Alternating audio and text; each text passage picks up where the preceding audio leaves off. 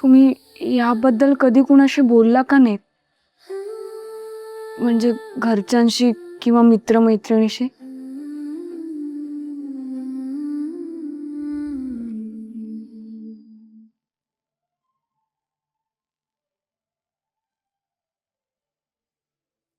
काय ना, प्रोफेशनच असं आहे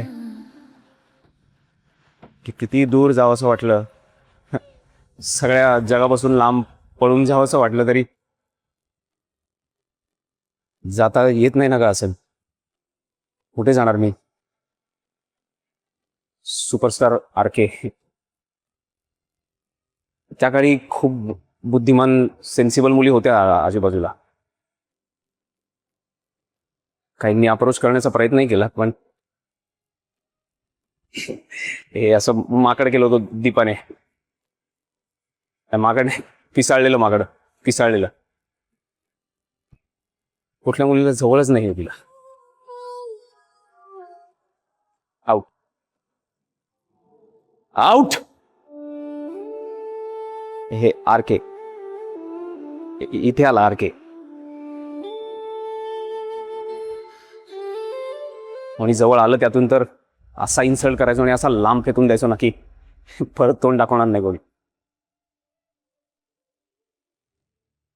जखमच पायाला असेल तर रस्ता किती छान नॉर्मल साधा असला तरी खड्ड्यांचा वाटतो ना. सगळ्या मुलींमध्ये दीपा दिसायची. कोणी आलं की वाटायचं ही माझ्या ग्लॅमरचा वापर करणार आणि मी एकटा पडणार. हा, मी एकटा पडणार, मी भोगणार. हे नाही चालणार. नाही, राग नव्हता कोणाबद्दल, भीती आहे. पण अजूनही आहे भीती. मग उपाय सापडला. हे सगळे आउट आउट. Emotionally shutdown. इतकं क्रुएल वागायचं लोकांशी, इतकं वाईट वागायचं ना की सगळे पायाशी पायाशी. मजा आली. मजा आली. नंतर कोणी मुलगी जवळ आली नाही माझी. हा,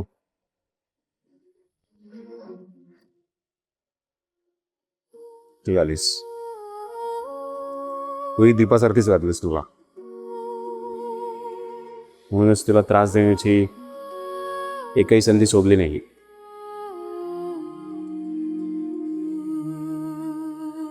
तुझ्या इतकी प्रिन्सिपल, स्वाभिमानी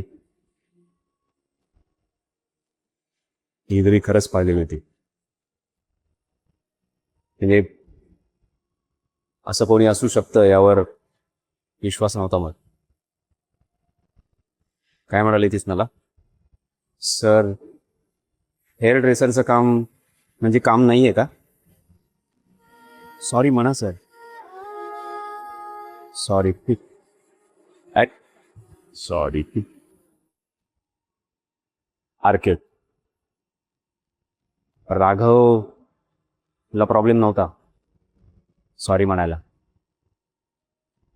इनफॅक्ट मला वाटलंय की चुकून धक्का लागलाय, सॉरी म्हणून आणि काम कंटिन्यू करूया. पण नाही. आरके आला मध्ये.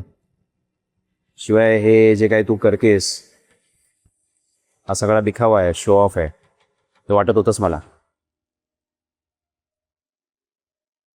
None I was wrong. हळूहळू कळलं. जेंटलस, जेन्युनस, युअरस. जी कंपनी आवडायला लागली मला. का माहिती? Because I found myself.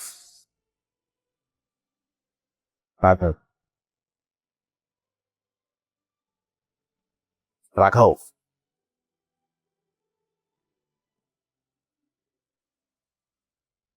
Raghav Karkhanis परत भेटला. Gentle, considerate, gentleman, smart. Smart तेव्हाही होतो, आत्ताही आहे. बरं वाटलं ना. आय डोंट नो, गिल्ट येत होतं मला. कोणीच नको होतं बाजूला. सगळे मित्र दूर केले, एकटा राहायचो. मला वाटलं ओव्हरकम करेन स्वतःच. मी बदलून गेलो मीच. आणि या सगळ्यात एकटा पडलो. मोहिनी, लेट मी कन्फेस, तुझा खूप आधार वाटतो मला. सिरियसली. बरं वाटतं तू बरोबर असलीस की. दीपाला भेटायला जाताना मी तुला का नेलं असा प्रश्न पडला असेल ना तुलाही. हो. काय ना मोहिनी, तुझं माझ्यासोबत असणं हेच खूप धीर देणार होतं माझ्यासाठी.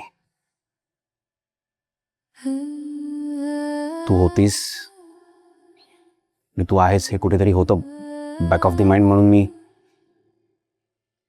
फॉर्मली दीपाला फेस करू शकलो. नाहीतर काय झालं साय डोंट नो. तुला मेकअप आर्टिस्ट म्हणून बोलवणं हा सुद्धा एक एक्सक्यूजच होता. काय प्रॉब्लेम आहे ना, मी हे कोणाशीच नाही बोलू शकत. मित्र तोडलेत, एकाकी पडलोय, फॅमिलीशी या सगळ्या गोष्टी बोलू शकत नाही. सो तूच वाटलीस आधार. सॉरी, मी तुझा वेळ घेतलाय मला माहिती आहे. इनफॅक्ट तुझा वापर केलाय हे सगळं वेंट आउट करण्यासाठी. सॉरी, पण thank you.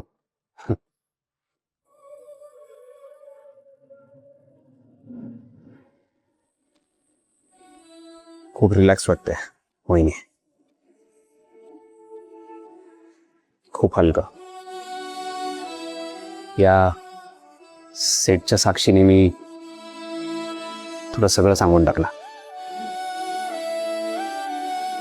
Thank you, thank you so much.